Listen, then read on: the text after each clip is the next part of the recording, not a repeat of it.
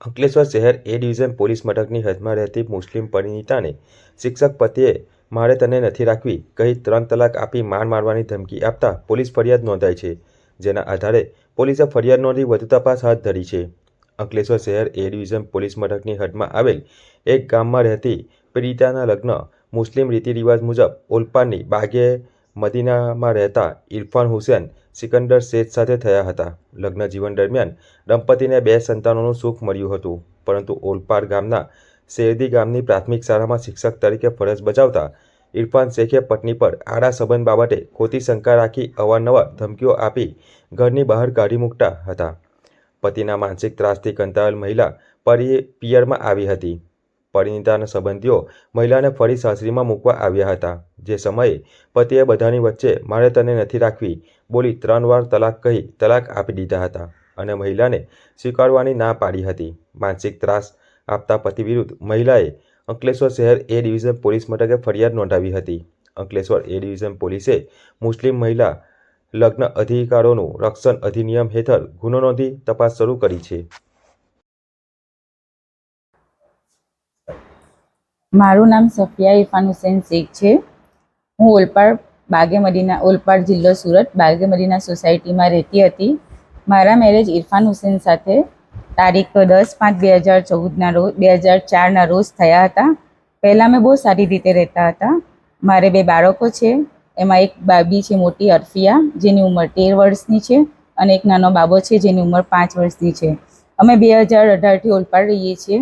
મારા હસબન્ડ ઇરફાન હુસૈન શેખ શેરડી પ્રાથમિક શાળા સુરત જિલ્લામાં નોકરી કરે છે. 2018થી એ મારી પર ખોટી શંકા કરે છે અને મને અફેર છે એમ કરીને ટોર્ચર કર્યા કરે છે. એમને પોતે જ 2 પર સ્ત્રીઓ સાથે અફેર છે.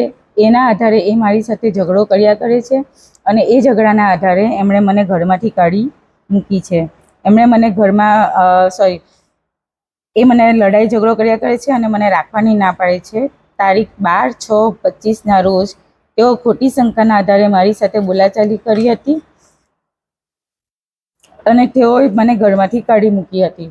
તે પછી હું મારી મમ્મીના ઘરે જૂના દીવા આવી ગઈ હતી. 2 દિવસ પછી મારા મમ્મી, મારા મામી અને મારા મામાનો છોકરો એ 3 મૂકવા આવ્યા હતા. તો એમણે મને પહેલાં તો ઘરમાં ઘૂસવા ન દીધી અને મારા મામાના છોકરાએ એમને સમજાવતા એમણે સમજ્યા નહીં અને એમણે મને ત્યાંને ત્યાં જ 3 તલાક 3 વાર બોલી ગયા. ફરી એમને સમજાવ્યા કે તમે ગુસ્સામાં છો, તમે શાંતિથી વાત કરો, પણ તેઓ કોઈ વાત સાંભળવા રેડી ન હતા અને એના આધારે એમણે પછી મને ફરી પણ 3 વાર તલાક બોલીને મને ઘરમાંથી કાઢી મૂકી છે. હમણાં હું મારી મમ્મી પાસે દીવા રહું છું.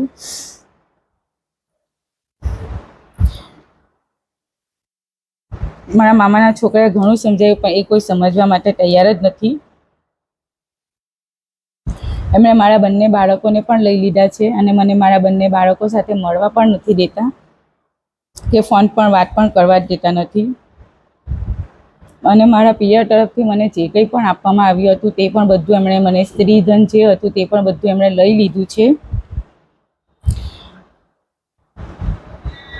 જેથી મેં એમના વિરુદ્ધ પોલીસ સ્ટેશનમાં ફરિયાદ નોંધાવી છે, જેથી અન્ય સ્ત્રીઓ સાથે આ રીતે અન્યાય ન થાય અને મને કોર્ટ્સ રાહે ન્યાય માંગેલ છે.